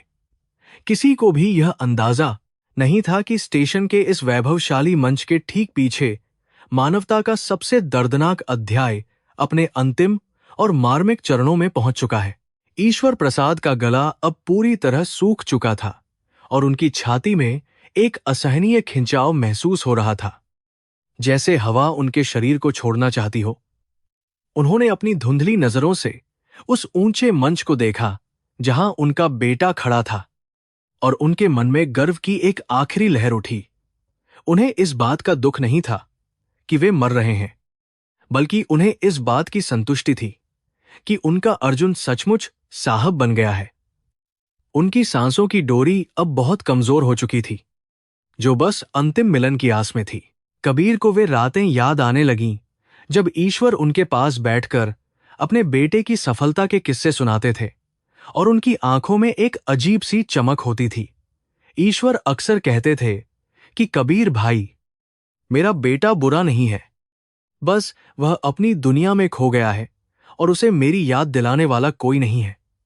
कबीर ने हमेशा सोचा था कि वे कभी दखल नहीं देंगे, पर आज ईश्वर की मरणासन्न स्थिति ने उन्हें मजबूर कर दिया था। वे जानते थे कि अगर आज वे चुप रहे तो इंसानियत हमेशा के लिए मर जाएगी। मंच के चारों ओर तैनात काले लिबास वाले कमांडो ने अपनी बंदूकें तान दी थीं, क्योंकि उन्हें लगा कि कोई विक्षिप्त आदमी समारोह में बाधा डालने की कोशिश कर रहा है। लेकिन कबीर की आंखों में जो दृढ़ता थी, उसने उन हथियारों को भी बेअसर कर दिया था। वे बार बार ईश्वर का नाम लेकर अर्जुन को चुनौती दे रहे थे कि वह अपनी ऊंची कुर्सी से नीचे उतरे और अपने सच का सामना करे। भीड़ भी अब धीरे धीरे समझ रही थी कि मामला केवल एक सुरक्षा उल्लंघन का नहीं है, बल्कि बहुत गहरा है। अर्जुन के कान अब सुन्न होने लगे थे और उसे अपने आसपास के शोर में केवल अपने पिता के रिक्शा की वह चरमराहट सुनाई दे रही थी। उसे लगा कि मंच की जमीन फट जाएगी और वह उसमें समा जाएगा, क्योंकि उसके पाप का घड़ा अब पूरी तरह भर चुका था। उसने अपनी पत्नी अंजलि की ओर देखा, जिसकी आंखों में घृणा और दया का एक विचित्र संगम था, जिसने उसे और भी कमजोर बना दिया। वह चाहकर भी अपनी जगह से हिल नहीं पा रहा था, जैसे किसी अदृश्य दैवीय शक्ति ने उसे जकड़ लिया हो। कबीर ने वह पोटली जमीन पर पटक दी, जिससे उसमें रखे हुए कुछ पुराने सिक्के, अर्जुन की बचपन की एक टूटी हुई स्लेट और वह धुंधली तस्वीर बाहर निकल आए। ये वे चीजें थीं जिन्हें ईश्वर ने इतने बरसों तक अपने दिल के सबसे करीब रखा था और जो उनकी पूरी संपत्ति थीं। उन मामूली चीजों को देखकर वहां खड़े बड़े बड़े धनवानों का सिर शर्म से झुक गया, क्योंकि उन्हें समझ आ गया कि असली अमीरी कहां बसती है। उन निर्जीव वस्तुओं में एक पिता के असीमित प्यार की धड़कन अभी भी थी। पूरे न्यू दिल्ली रेलवे स्टेशन पर एक ऐसा सन्नाटा छा गया जैसा शायद ही कभी हुआ हो, जहां ट्रेनों की आवाज भी अब एक शोक गीत जैसी लगने लगी थी। यात्रियों ने अपनी यात्रा रोक दी और कुलियों ने अपना बोझ नीचे रख दिया, क्योंकि सबके सामने एक ऐसा सत्य उजागर हो रहा था जो दिल दहला देने वाला था। लोग एक दूसरे की नजरों में झांकने लगे, जैसे वे खुद से पूछ रहे हों कि क्या वे भी किसी न किसी रूप में इस अन्याय के भागीदार नहीं हैं। वह सन्नाटा बहुत गहरा था। अर्जुन अंततः मंच की सीढ़ियों से लुढ़कता हुआ नीचे आया और रेंगते हुए उस धूल भरे कोने तक पहुंचा जहां उसके पिता लेटे हुए थे।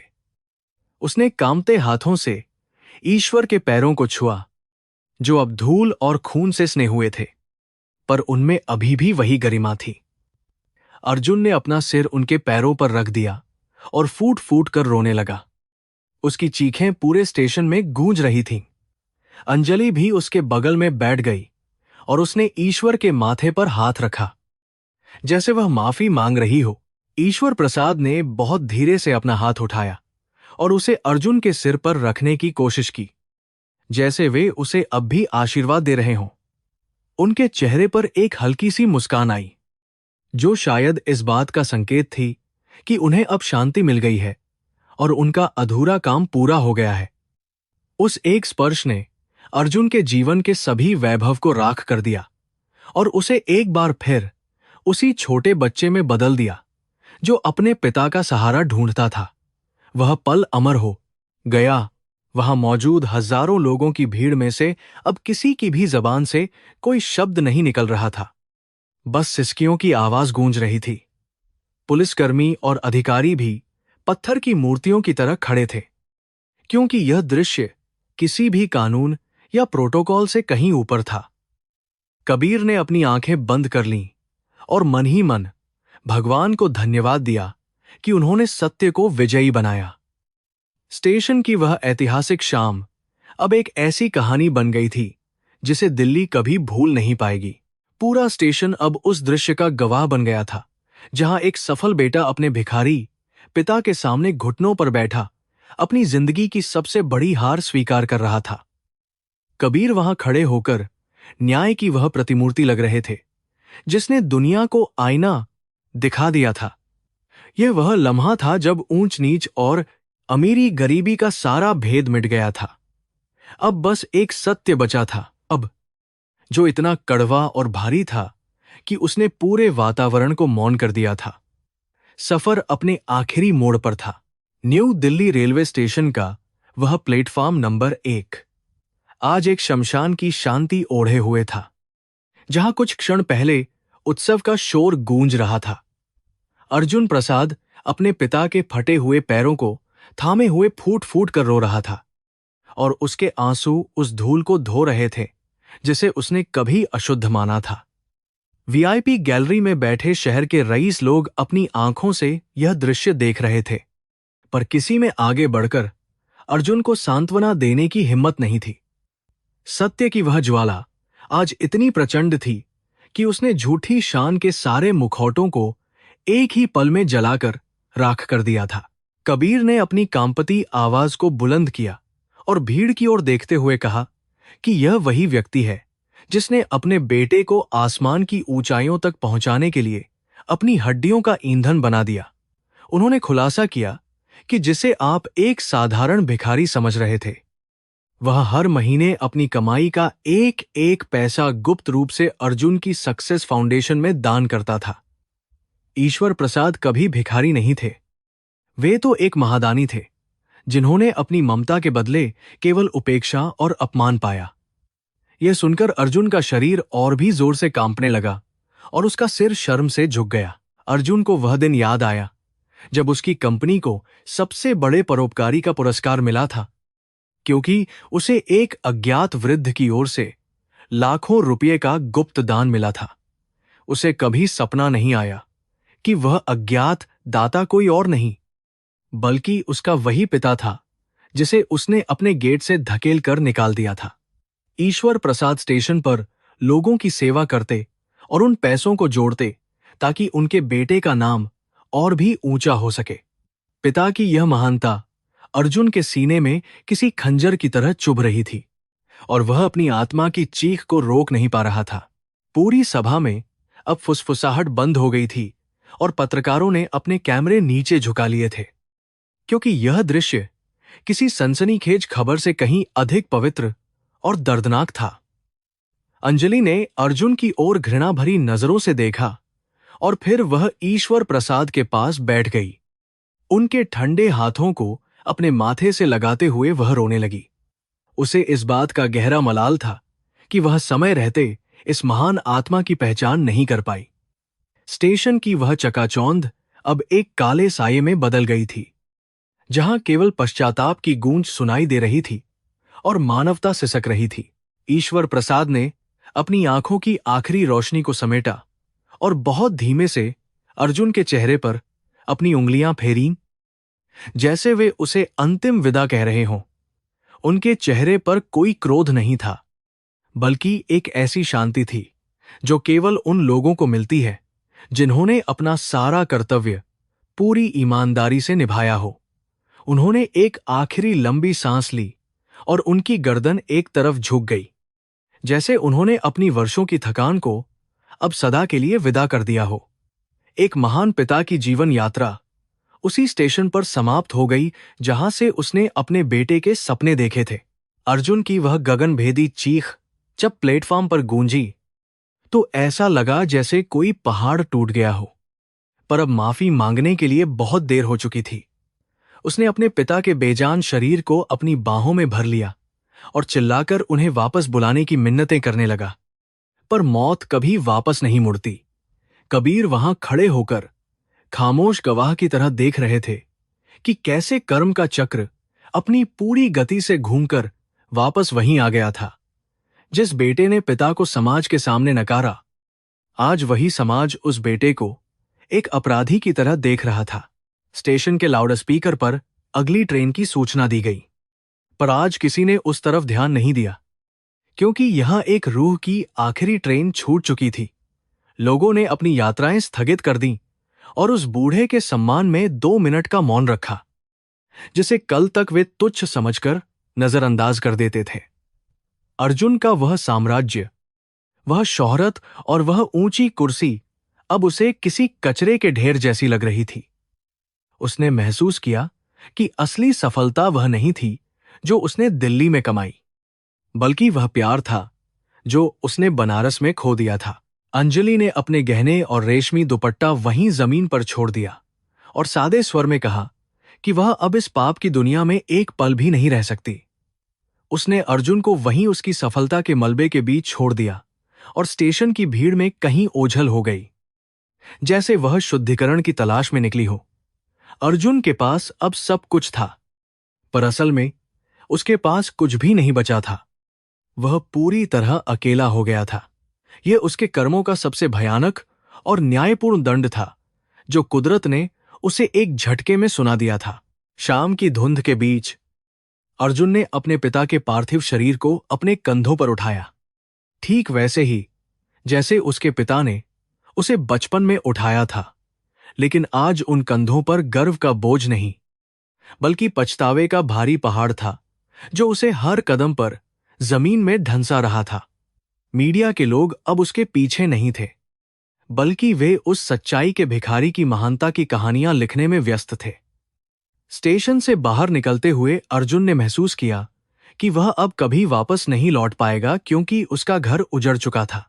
ईश्वर प्रसाद का अंतिम संस्कार गंगा के उसी घाट पर हुआ जहां से उनकी कहानी शुरू हुई थी, और उनकी चिता की अग्नि में अर्जुन के अहंकार की भी आहुति पड़ गई।